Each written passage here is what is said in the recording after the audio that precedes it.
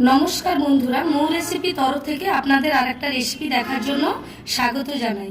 আজকে আমি রান্না করব গোয়ালন্দ স্টিমার চিংড়ি চিকেন কারি। আপনারা সম্পূর্ণ রান্নাটা দেখতে থাকুন। আমি এখানে নিয়েছি 1 কেজি দেশি মুরগির মাংস। প্রথমে আমি ম্যারিনেট করে নিব। লবণ, হলুদ গুঁড়ো, কেটে রাখা পেঁয়াজ, গোলমরিচ দিলাম, আদা বাটা, রসুন আর কাঁচা লঙ্কা বেটে রাখা দিয়ে দিলাম। শুকনো লঙ্কাকে ভিজিয়ে কুচিয়ে রেখেছি, ওটা দিয়ে দিলাম। সাথে সর্ষের তেল দিয়ে দিব। ভালো করে ম্যারিনেট করে রেখে দেব 2 ঘন্টার মতো। ম্যারিনেট করে নিয়েছি, আমি 2 ঘন্টার মতো রেখে দেব। আমি 150 গ্রামের মতো কুচো চিংড়ি নিয়েছি, ওটাকে ছুরিতে ম্যাশ করে নেব। 2 ঘন্টার পরে ম্যারিনেট চিকেনটা 150 গ্রাম চিংড়ি মাছটাকে যে ম্যাশ করে রেখেছিলাম ওটা মাখিয়ে নেব।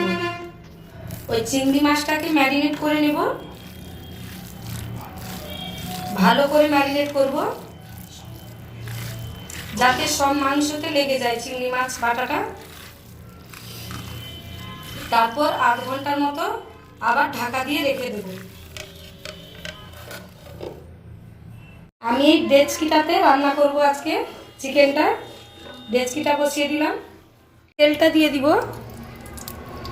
আমি ম্যারিনেট করার সময়ও তেল অনেকটা দিয়েছি।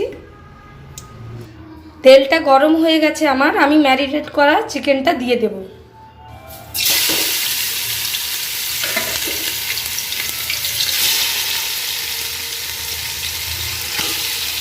ম্যারিনেট করা চিকেনটা দিয়ে দিলাম। এখন জোর আঁচ দিয়ে চিকেনটাকে নাড়ব।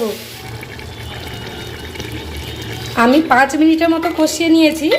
এবারে আমি ডেচকিটাকে নামিয়ে নিব। আমি স্টিম দেওয়ার জন্য মাংসটাকে এটা বসিয়ে দিব গ্যাসের উপর, তার উপর ডেচকিটা বসিয়ে দেব। আমি মাংসটাকে লো ফ্লেমে 30 থেকে 45 মিনিটের মতো ঢাকা দিয়ে রেখে দিব। একদম ঢাকা খুলবো না, স্টিম হতে থাকুক মাংসটা। 45 মিনিট স্টিম করার পরে ঢাকাটা খুলে দেব। এরপর এতে গরম করে রাখা জল দিয়ে দিব।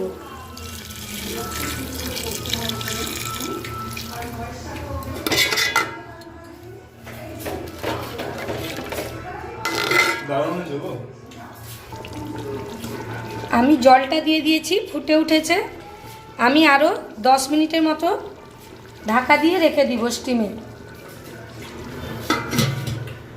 10 মিনিটের পর আমি ঢাকা খুলে দিলাম।